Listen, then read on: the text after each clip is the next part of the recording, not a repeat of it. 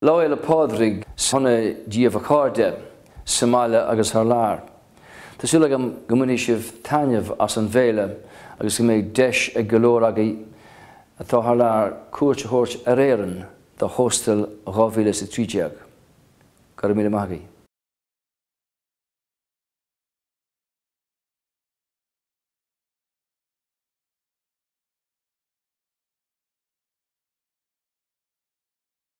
Lá Fhéile Pádraig sona daoibh chairde, mbaile agus thar lear.